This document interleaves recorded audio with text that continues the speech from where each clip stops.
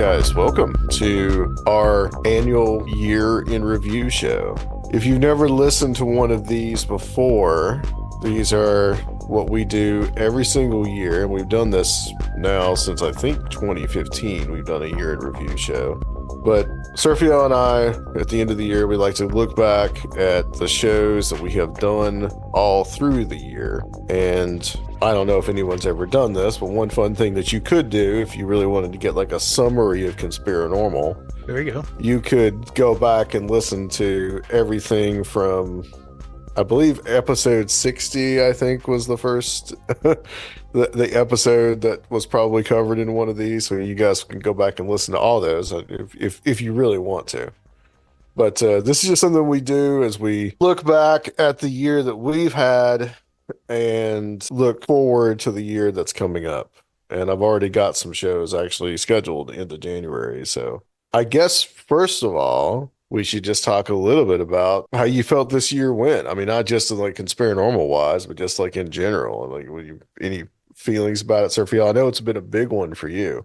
Yeah, it's been a lot of changes. Got married, moved out here, turned 40, did the Yeah. Strange Realities conference again, having to career pivot. So yeah, a whole lot of change for me. It's been pretty crazy. Yeah. Same here for me. I mean, it's been, I wouldn't necessarily say that it's been like a wild, wild year, but it's definitely been a year of some changes and a lot for the good. And, you know, I don't think I've had, some people have said that like 2023 has been a bad year, but I don't necessarily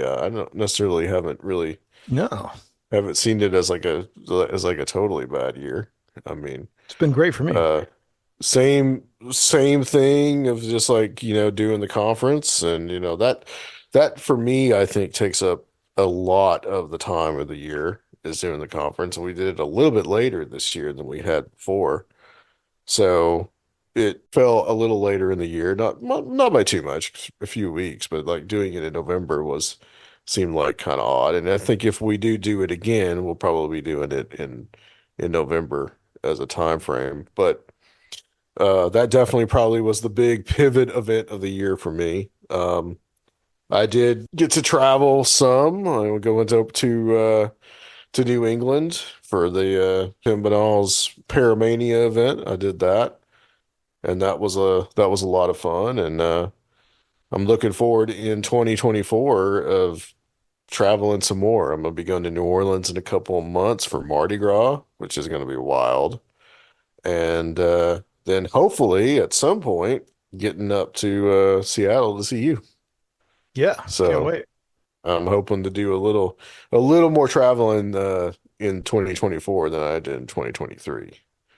But yeah, I mean, Boston was excellent. Got to see that and got to go to Portland, Maine, and went to meet Lauren Coleman in person and go to his museum. And those were some pretty big highlights of my year was doing that. So that would have been like the probably like my biggest trip in quite a while was this year. I was really happy to do that. Other than that, was concentrating pretty much on the conference. Yeah. And of course doing the show. So, Did you have but any expectations for 2023 that didn't happen? Did you think things were going to get further along in any of these investigations against Trump, or did you foresee anything worse happening?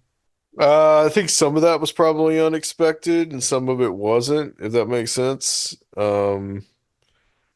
I definitely think that 2023 is kind of like a calm before the storm because I think next year is going to be crazy.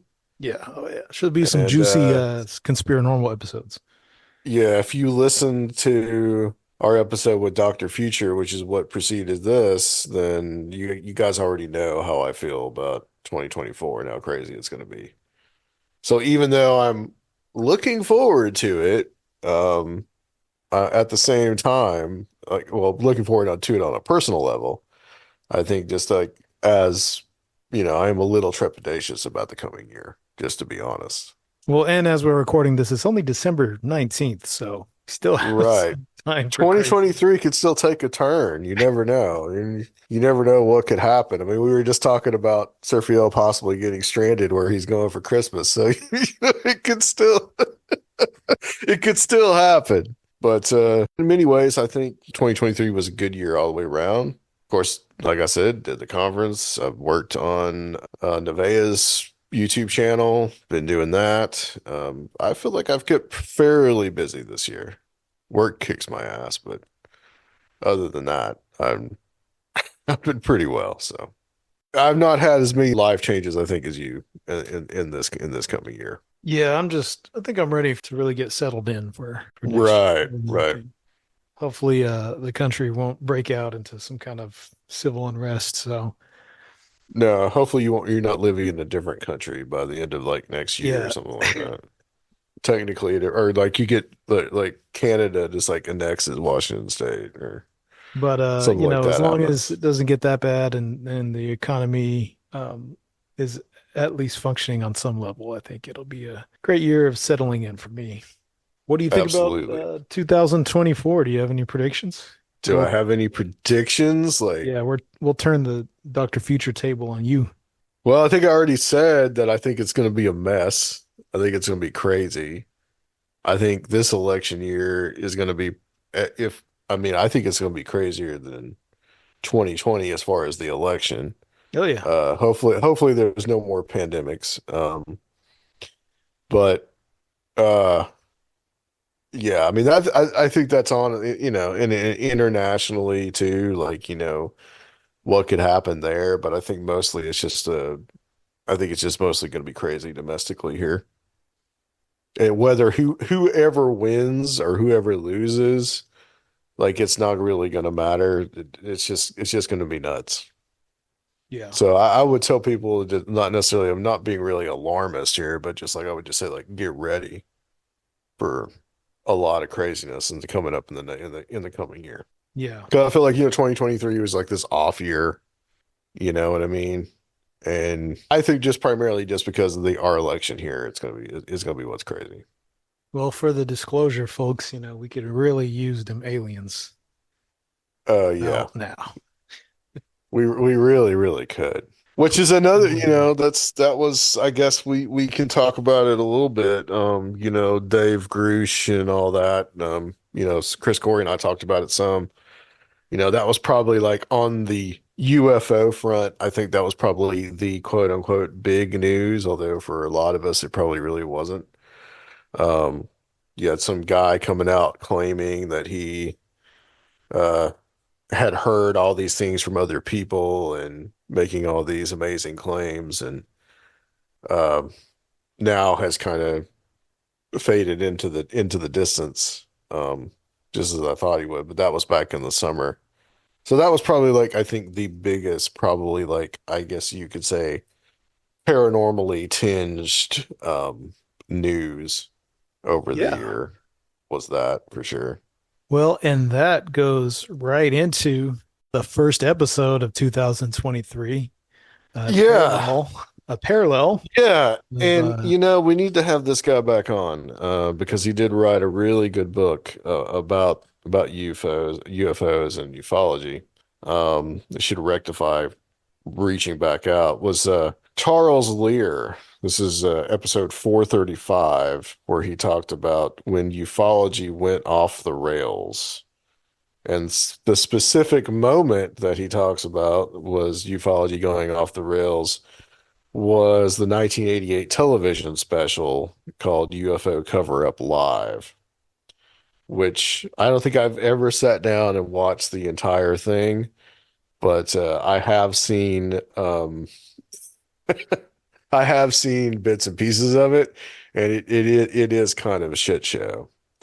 But that's pretty much what we talked about in that. And then, we talked about some of the disinformation, like Richard Doty and those people in the 1980s. I think we talked a little bit about the Benowitz case too. So Mhm. it's almost been a year since then, and I don't truly remember some of the show, but I do remember talking about that. But we should have Charles back on the show. Yeah, for sure. I think we found out that he was on the punk rock scene in New York City back in the 80s too. So we ended up Yeah, that was cool. talking a little bit about that. Um, We run into so many of those guys. It's crazy. yeah, We So do. many And people, there's another one on the list yeah, of I this year mean, too. just so many people through the years have some kind of, so many of our guests have some kind of connection to the early New York punk rock. Yeah, which is something I'm a big fan of too. So, um, we followed that up. We did a round table with Tim Banal and Steve Berg, That was a and lot this of is fun. episode 436. This was we called it the Conspiracy Bros Roundtable, and talked about how the crazy kind of the current state of conspiracy culture is, the influence of social media, um, how things like TikTok has really like changed the game for other social media platforms, and how big of an influence those kind of like 30-second or a minute clips have Yeah. just like destroyed our attention span, one, but also secondly, have really kind of just set the theme on how the algorithms have basically fed us all this just like weird, crazy shit. And now that we're towards the end of the year, like you've been on TikTok some and you've just found some of the craziest shit that you've been sending me Yeah, I and really like got really, inspired. really messing up your algorithm. I really got inspired by this like short form video stuff that started being marketed to me on YouTube and Instagram. And finally, I was doing like a little TikTok just for my music, and I was like, man, I'm gonna just open up the algorithm because if you want to be on the cutting edge of the newest media and how it interacts with all this stuff, that's really it. It's this short form video stuff. And like I was listening to Dave Metcalf on the Sitting Now podcast, and they're talking about how conspiracy has so much in common with like pornography and how it adapts so early to new mediums, like so what's the first thing you got, with all these new mediums? It's usually porn, but like a close second Right. seems to be conspiracy theory. And the short form video stuff is really like I said, the cutting edge of where this kind of conspiracy belief is coming from. I think it's I've seen where, I did these experiments and to see where the algorithm would take me. And it starts out innocent enough with, maybe some speculation on ancient history or the firmament and flat earth and things like that. And then very quickly evolves into like a politicized kind of Trumpian anti-establishment stance, really, really quickly, which is not surprising at all. Well, it's weird how the all that stuff kind of just like goes hand in hand. It's just all kind of like mixed together. And Yeah, there's yeah. stuff on there that's just like really entertaining. I mean, like, well, entertaining and sad at the same time. Like some of the Tataria stuff has really just gone absolutely bonkers. I mean, it was bonkers to begin with, but it's gotten really crazy now. I mean, there was this one guy in Atlanta that you sent me that he's just like every monument he believes is actually from ancient Tataria and that they're covering Every this piece of up. public art, every single government monument, yeah, it's out Right, there. right, right. And it's like there's no, there's no sense of history. Like I typify it as these are all the people that fell asleep in history class or didn't take history class or didn't even show up that are now trying to teach other people history that they've just like made up. But it's the real history, man. It's the real shit. It's the not what the not what the authorities are telling you is going on. Right. And there are some, real believers or people doing this because they're curious or they think they're figuring stuff out. But a lot of it is we've talked about probably a lot of cynical people who are just trying to get attention also so that they can then run ads. And so I've seen that on some of these accounts with some really ridiculous stuff and scroll down a few videos and they're selling like a phone device or Uh-huh. supplements as usual, or whatever. And then the algorithm itself, of course, the whole point of these apps is to sell advertising. So then you get to see what type of advertising the algorithm chooses, based on what it's feeding you. So more of the same, a lot of alternative health and supplement stuff, and just all kinds of let me see what else actually. I was Right. Those two worlds are very much together. Like, I don't know if you've seen it yet, but there's this documentary, this crazy documentary on HBO called, now I'm drawing a blank on the name of it, but it's about this woman that started her own, basically her own cult, and she called herself Mother God. And the name of the cult is also the same name as the documentary, but she started taking like colloidal silver, and she dies, and basically from like almost from like, being a raging alcoholic and destroying her liver and colloidal silver. But, the one thing that this cult was doing is that they were selling also all these type of products that you're talking about. Yeah. So it's Yeah. this intersection of these new age beliefs and conspiracy theory, and then also, selling these like homeopathic type of products. Oh wow, I just got followed by at Illuminati recruit team. So maybe about to get that invite and need that. Are you getting recruited? Probably for just got to share that banking and routing information for the little Right, first right, right, transaction or something like that. Or maybe they have like a subscription model, who knows. But right. yeah, it's I think a problem with a lot of people who are outsiders more than anything. We've talked about this a lot, who are doing all this commentary on what they think is going on in conspiracy culture, are just doing it based on what they're seeing in their algorithms, and aren't actually looking at the broader picture of all this content. So I want to really know what's going on and how these ideas are spreading and what mediums they're spreading on. So short form video right now is really kind of a wild frontier. No matter how much some of these apps claim to be curbing false information or extremism, it's still, the algorithms are Oh yeah, pushing some pretty yeah. crazy stuff. We recently had a video pulled. I've had a couple of video pulls, but we had a video pulled on YouTube that said that we were spreading medical misinformation. And this was a show that we did at the end of 2020 with Dr. Future about hydroxychloroquine. And basically, I think they just heard that word, the I'm bots heard that sure word they just and heard it just took again. it and just heard, yeah, they just heard it again. Maybe just beep that.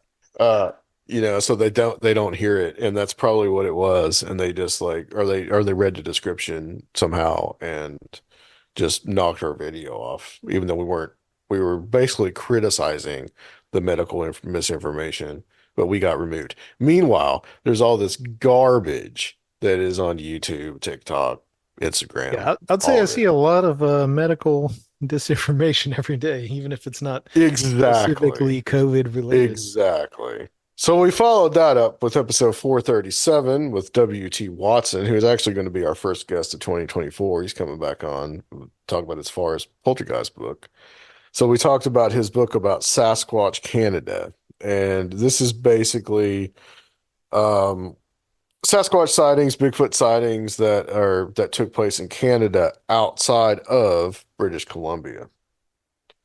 So, even talking about things that kind of happened in like the Atlantic region of Canada, which was interesting, that you would not normally not think that the Bigfoot being in. Travis Watson is probably really one of my favorite paranormal authors out there right now. I mean, he's pretty prolific, and I think we had him on again, I'm pretty sure, in 2023. So, uh, followed by 438. This was Christopher Ernst and AP Strange, where we talked about occult cinema. And these two guys joined us. Chris talked a lot about David Lynch, which one of his favorite directors, and Alejandro Jodorowsky. Um, and also AP Strange talked about some of the occult themes in comedy, kind of like stuff like when the Marx Brothers and and these type of films from the 30s and 40s, and talked about also in Chris's Strange Realities Yeah, yeah, that's presentation this year, he talked about some of these other kind of like experimental filmmakers that lesser known that ones besides have those big inspired names, him. Mhm. Which we did talk about. We did mention uh, one person that in that episode as well. Episode 439. Now this one I That was a thought cool one. was a I think we this really was like two in a row, okay? Yeah. This one is like all kudos to you because you actually found out about this guy. And this is Gary Revelle, where we talked about his investigation of the Martin Luther King Jr. assassination. And this is all kinds of like, skullduggery, man. I Yeah. mean, it was 1970s stuff. yeah, this was intense. I mean, basically, Gary Revelle lived here in Nashville, and Hmm. he doesn't anymore, but he lived here in Nashville in the 1970s, and he worked for a lawyer named Jack Kershaw, who I actually met much later. And Jack Kershaw was the counsel for James Earl Ray when James Earl Ray was doing a retrial. And so Gary Revelle was the investigator on this case and basically, kind of like investigating the ties to the mafia, ties to the CIA, and those type of things. And these are things that also lead up to like, the House Commission on assassinations. But very interesting interview, an interesting story, pretty intense in many ways. What were your thoughts on that? Because like I definitely had never heard of this guy. You heard of him and Yeah. brought It him was forward to me a as a possible guest. it was an interesting window into a 1970s conspiracy world with a lot of political crossover, these big investigations going on. You know, the way he tells it, he was really kind of exploring the underworld that might have been involved in both the MLK assassination and the Kennedy assassinations.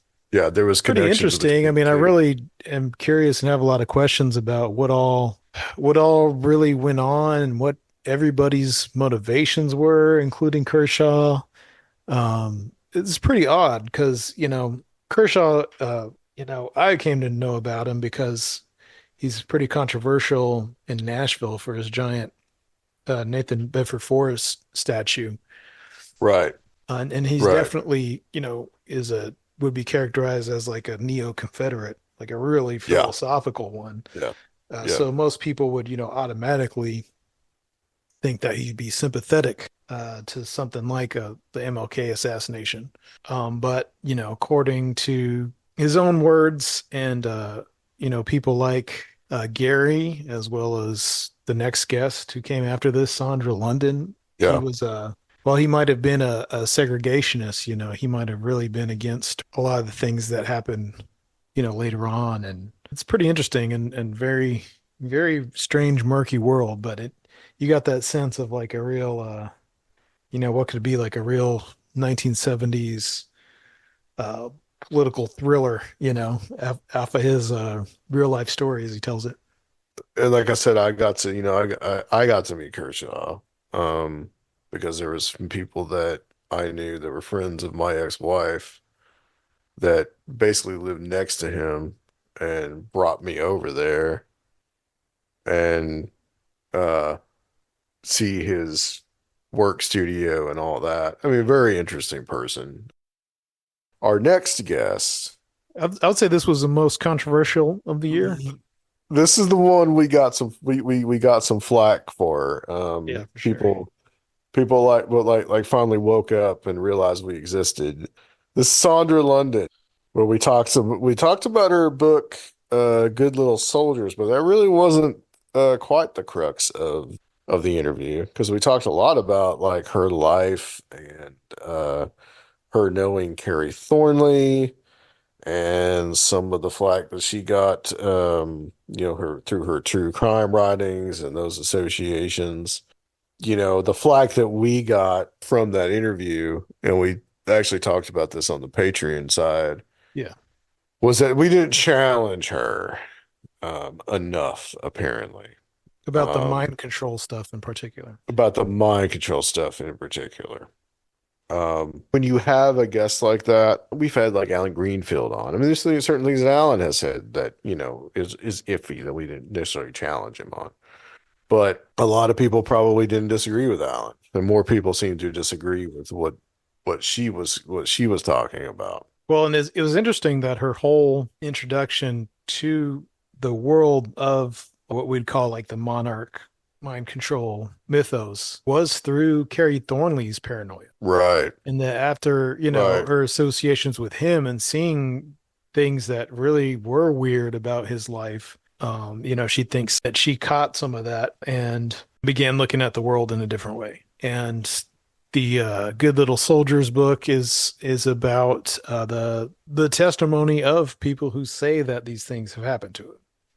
Yeah, And she's someone who allows, very maligned, for often good reason, voices yeah. to say Very their piece, controversial people. being a this pioneering true crime writer that, co-wrote things with convicted serial killers. Yeah, So, yeah, and I think we kind of talked about how it was ironic that that wasn't what upset people. What upset people was her giving voice to people who said they were mind control victims. yeah, yeah.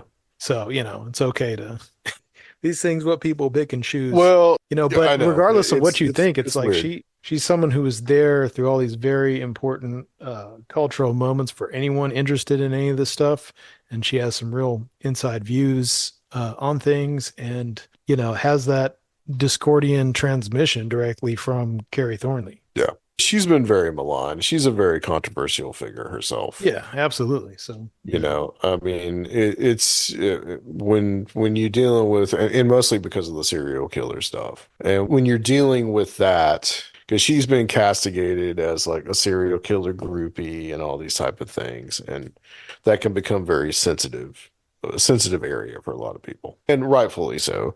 but for this kind Uh, of history, that we do and the history of these different subcultural and counterculture things, um, it's important to document things from these elder guards of things like right, Discordianism, of all this stuff, people who were there. right. And Which is my point about someone like Greenfield. It's the same thing, yeah, yeah, you you can't know. always expect them to conform to, what you personally, everything that you personally believe. Yeah. And And there's we a think she limit might to have, all that, of course, but we don't think, someone like Sandra London or Alan Greenfield are beyond the pale. yeah, and we think she might have actually mentioned Alan indirectly in the, the Yeah. interview. So that was interesting as well. Followed that up with Dr. Richard Gallagher, Demonic Foes. I mean, this was I think in many ways just as good of an interview. Um, Yeah. you know, he is someone that has worked with exorcists. He's a clinical psychiatrist, and really believes that the things that he has encountered are something coming from a third party. In other words, a demonic influence. This you know, this was actually something that one of those emails that I got. I get we get a lot of emails and just like, well, you have this person on your show. We'd love you to have this person on the show. And this is one that, like, if I'm interested, I will respond. And this was one that I was interested in talking to get his kind of viewpoint on that because um this is an area that I'm actually really really interested in. Um, is where all this, said, these ideas come from about possession and all that. So, That was really interesting, and he had quite a scientific outlook on most things. So it wasn't like he was just totally superstitious traditionalist Catholic or something. Like he was, Right. very had a Yeah, he very kind balanced, personal view of things, but still really thought that there was something to a lot of what people say is demonic possession. yeah, he kind of took a little bit of a clinical look at it too. Very, I think very well grounded. And the book is great. It's an excellent book to read. And he also said that one of the cases that he talks about in the book was going to get made by Bloomhouse, which is interesting. I haven't seen that come up yet, but I'm assuming that it probably will. Yeah. Uh, and I believe this was around the time that you started your process of moving out to the Seattle area. And this was episode 442. This was with our good friend Heather. We'll Hmm. give her a shout out. I know that she listens. Heather has been my friend for years, and um, she's listened to Conspirinormal since episode 1. Wow. So, That's brave. so that was a long, long time ago. She's seen But your journey, man. yes, yes, she has. Well, we did this episode about a book that was published in I believe the 80s called When God Was a Woman. So we did an episode about this book by an author named Merlin Stone. It's a good name. And yeah, this book was about how this kind of like the goddess religion, there's a goddess religion of the ancient world. This basically gradually got replaced by first gods in tandem with goddesses, and then began to um, be replaced by just gods, and then the monotheistic deity. And also this idea that the ancient Israelites also had they had a they had a religion basically that had both a female deity and a male deity. Yeah. So, There's a divine feminine component too. yeah, divine feminine component. And it's something that Heather, I mean, I'd read the book, I think the end of 2022, and I just said, "Well, hey, if you want to come on, let's talk about this." So that was a really good episode that we did on that. So, and I think let's see. Already a lot of really interesting stuff, man. Yeah. Kind of getting into just like a little bit of different things and just like the normal conspiracy slash paranormal stuff that we do. I mean, like to, and there are a couple of shows here where that was kind of back to back. I will mention here that in between the two, 442 and 443, we did a bonus episode where I introduced Nevaeh from Nevaeh's Nightmare and talked all about that. Nevaeh was actually here with me, and we did this like a little short little episode that we did just kind of promote her channel. Um, Followed that up with 443, John Brooks. This is called Did Jesus Really Exist?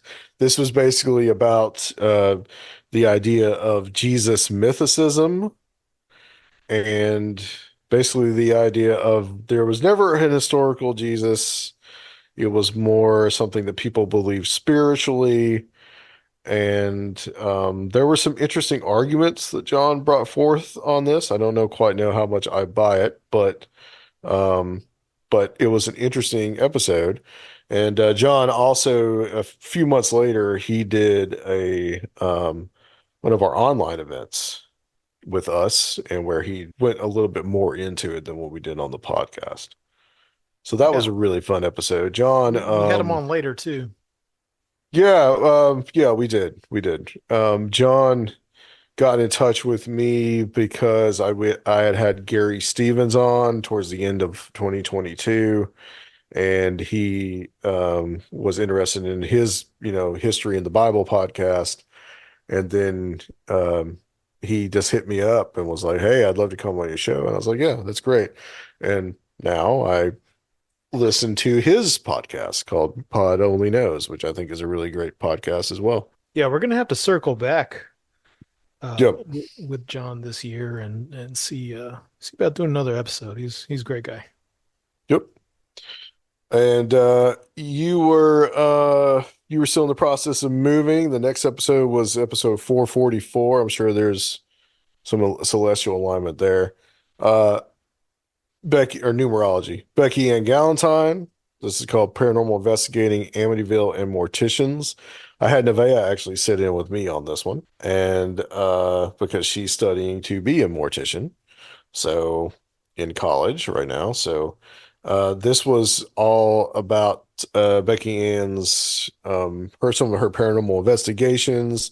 She had done a film that had been put out right before this about going to the Pandemonium site in Pennsylvania, which is this old like ghost town, which Timothy Renner has talked about constantly on Strange Familiars. He's done a few episodes about that. And so we talked about that and some of her research into the Amityville horror case, which she was involved in this documentary, and some of her thoughts about women being increasingly part of the mortuary industry and how that industry is changing, and some good insights on that one. So, all right. Well, you had moved by then, so on 445, you were back with Adam Go Rightly. First time we'd had Go Rightly on, I think in a couple of years. Even though he was part of the 22 Strange Realities Conference. Hmm. This was called Stalking James Shelby Downard, and this was about the book that he put out called Stalking the Great Whore.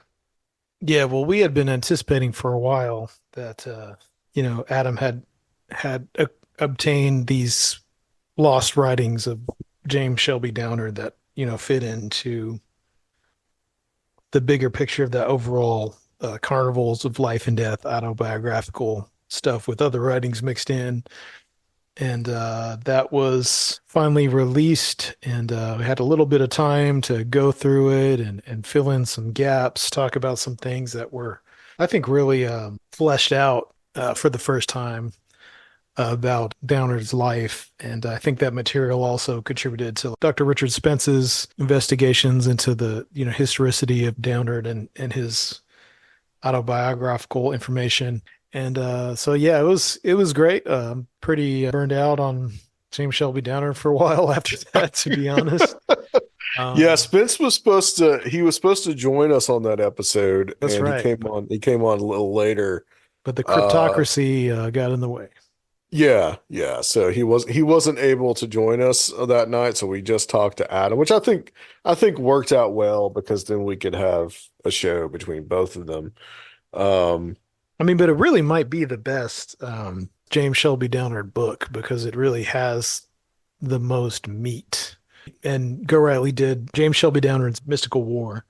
That really is the best summary of the guy's life and writings and ideas and how they've influenced yeah, things, etc. So that's a great summary, but this has really got the most meat of any of the Carnivals of Life and Death is pretty short. Then you've just got these kind of random essays co-wrote by different authors and Downard.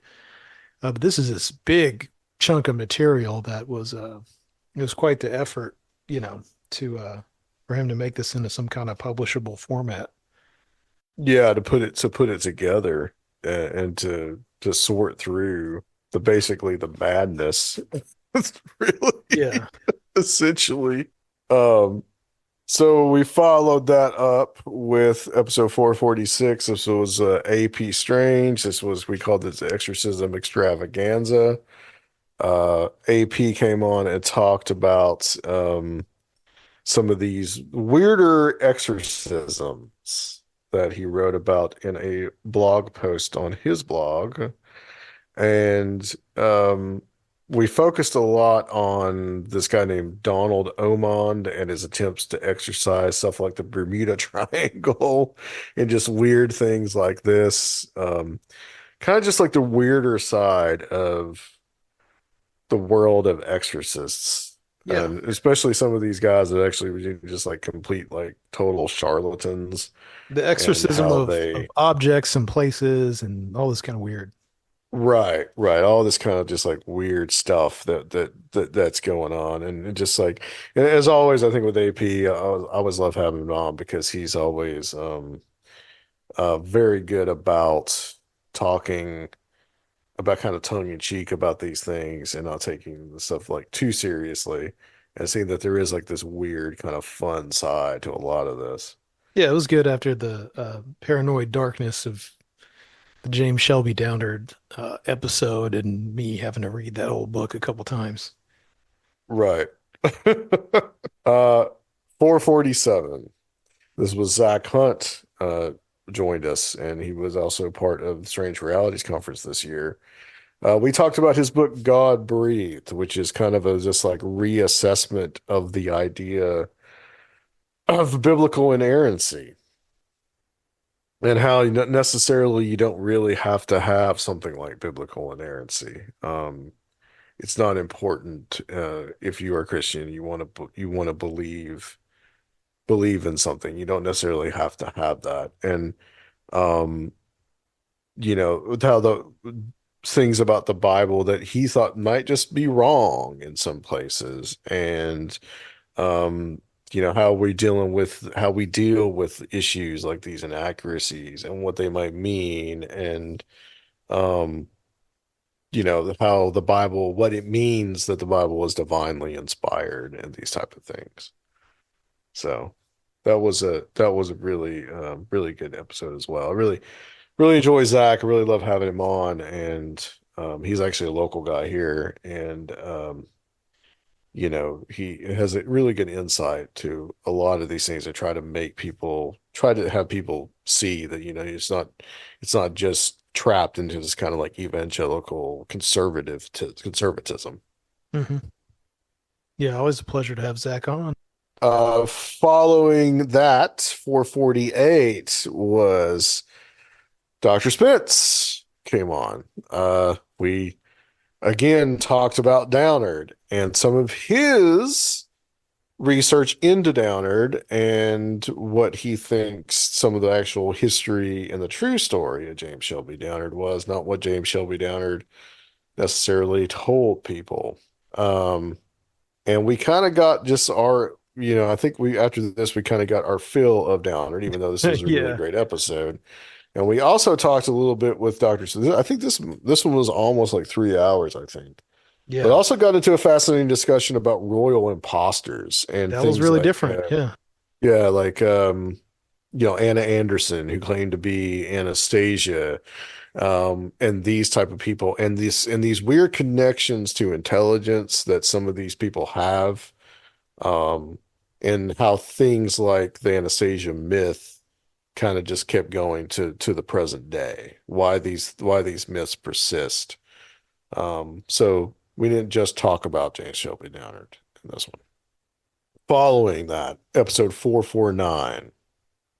This was John Chadwick joined us, and I called this one "Living in the AI Apocalypse."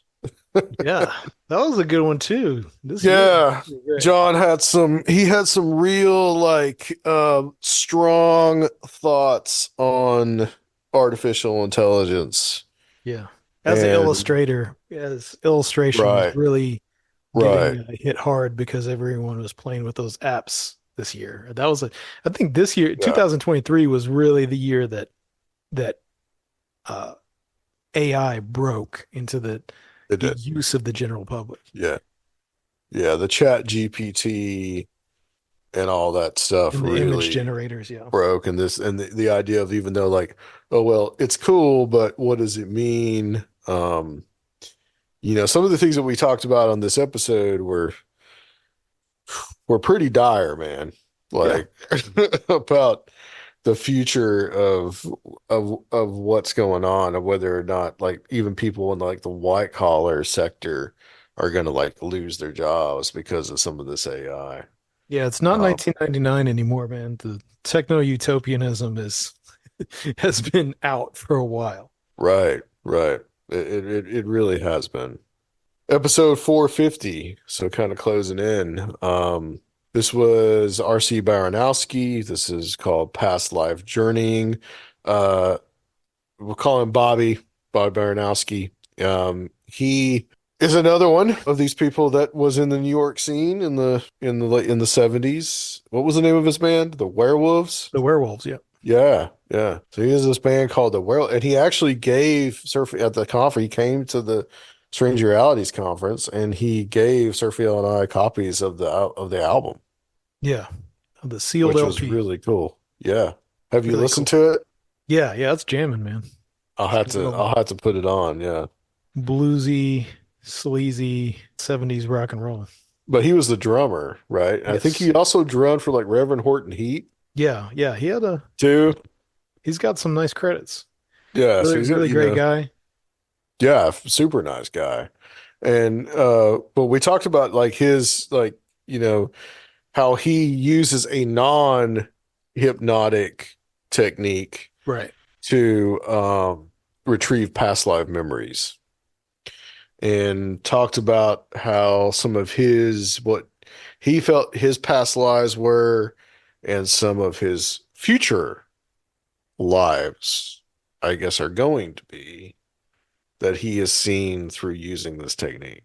Yeah, so that's one by just, by just listening to that, you can get to practicing, but we'd really recommend to check out his Yeah. book for the full methodology. Yeah, and the work is called the book is called Past Life Journeying, Exploring Past, Between, and Future Lives. So that was an interesting episode as well. Followed by Maxim Ferrick, episode 451. This was about his book called Coal Region Hoodoo, which was kind of this a book Compilation. that was about different articles that he had published, and the talking about mostly where he's from, which is like kind of the Pennsylvania area. I found out about Maxim from Timothy Renner and Strange Familiars, and we talked a lot about this thing called the Shepton mining disaster that took place in 1963, where these guys were trapped in a mine, these two gentlemen, two miners, and they had these like interesting visions down there in the mine. They even saw like the deceased the deceased ghost of or the ghost of Pope John the 23rd. Um, and some of that. And then we talked a little bit about the Smurl haunting, and he'd actually gotten to interview Ed and Lorraine Warren, and also got into the Kecksburg stuff as well. So the Kecksburg incident in 1965. All right, so the next one, episode 452, uh, interviewed some guy named Adam Sane. I don't know who that is. Just some non-entity. This was Uh, a really good one. This was, yes, it was. There's a part two somewhere. yeah, yeah. We did record the one with me, but I wasn't very happy with it, being the control freak that I am. So that got classified. But maybe we'll do it this year. What did we talk about? We talked about, how I came up with the idea of Conspirinormal, what influenced me, some of my ideas. I think that's basically what we talked about from what I remember.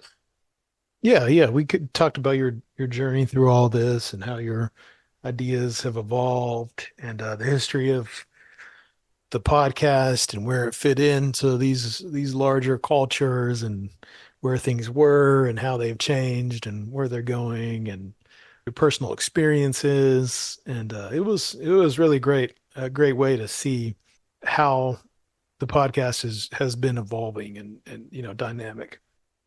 Yes. And then we followed that up with 453, John Brooks and Kelly J. Baker. And John Brooks, who we had on the talking about the Jesus mythicism, and Kelly, who is his co-host, which we had her back on later. We'll talk about that in a bit. But we talked about their podcast, Pod Only Knows, and some of the themes that have been on there. They are both religious studies well, she's a religious studies professor, and John also has a degree in religious studies. And so we talked about what that means. And then we also talked a lot about the conspiracy culture today and how a lot of that is directly influenced by a lot of ideas that are just even in mainstream evangelical Christianity. Yeah, that was really great. They're really smart, and it was great. Later on, I was talking to Kelly about her book about the Yep. Klan too. That's kind of Yep. informed by the religious studies background as well. All right, Fred Anderson, Northern Lights. We talked about his book, We Called Sweden. We talked basically about Swedish high strangeness cases, which is what his book, Northern Lights, is about. And definitely some of the UFO cases over there, some of the personalities that were involved, and some of these people that are like contactees that we would have probably have never heard about in the Hmm. United States if Fred had not written a book about it. Yeah, So, getting an international angle on this stuff is always yeah, refreshing yeah. because it's really, especially UFOs, has been so US centric since the beginning, because it has a lot to do with our experience in national security state and all this kind of stuff. But um, yeah, that was all super refreshing stuff that most of us had not heard of before at all. And he's in the Yeah, media there too, in he the is. paranormal media, and it's interesting to see how that works over there, and how he can incorporate high strangeness into the media over there and the projects he's been involved in. So yeah, that was great meeting Fred and talking, and look forward to talking to him in the future too. Yes, yes, absolutely. And we also talked about the Swedish folklore and how Yeah. that these beings and these creatures from Swedish folklore have an influence on the nature of the cases and the feeling of the cases there as well. Um, Episode 44455, Mallory Sawinski, Making Friends with Ghosts. Um, this was based on her book, Making Friends with Ghosts. And Mallory actually joined us here in Nashville for Strange Realities Conference. She actually spoke on that Friday night, and she kind of represented the ghost hunting crowd. And so we talked about kind of like her personal experiences Mhm. with investigating haunted locations, how she got involved with all this, and how it kind of affected her personal life, and also wider than that, though, how being involved with something like this um, really brings like a uniqueness to your life, and it's not just like the drudgery of everyday life, but it like really brings a true sense of accomplishment and adventure, I guess you could say. And plus, Nevaeh just interviewed her as well, so that actually, as I've been doing that, that's been uploading. So okay, so moving right along, episode 456. This was Kelly J. Baker. She rejoined us for this episode. This was about her book, The Gospel, A Gospel According to the Klan. And this was about the uh, influence on and influence of the Klan on Protestant ideas and American Protestant ideas and beliefs. So, any thoughts on this one? This one was one that we were both pretty excited about, and it actually it's a really good book actually to read as well. I mean, she really did a lot of great research on this. Yeah, I think more than anything, our takeaways were how relevant like all these topics were, and how much of a mainstream populist thing it was, and how much it relates to things that have been going on in the last few years. Yeah, for sure. There definitely is there's an afterword of the book where she talks about things that are going on now, and by now I mean 2011. Right. And almost reading that is just like, oh my God, those are the good old days back then. Like we thought Yeah. things were crazy then. Yeah. Feels like a whole nother world. Yeah, it does. 457, we did something called the Mystic Conspiracy Crew Meeting. This was around Labor Day where we got together with Vincent Treewell, Chris Corey, and Dr. Future. So this was a mega roundtable here, basically talking about a lot of conspiracy theory, crazy stuff. How Twitter becoming X has kind of changed a lot of things. We talked about some of the research that Mike was doing then on Sound of Freedom and some of the craziness there with Tim Ballard, which we talked about in the last episode with him. And the weirdness that was going on with people were saying, which we seem to have forgotten about now, by the way. Do you remember that people were saying that the space lasers caused the fires in Maui? Yeah, Like, I'm like still getting this I'm was still getting only a few TikToks months about it. ago. This was only a few months ago, and I've heard nothing, and I see no posts about it, and everybody has forgotten. You remember all the rage It's about it, and still then all of a sudden it's just not there anymore. it's still on TikTok.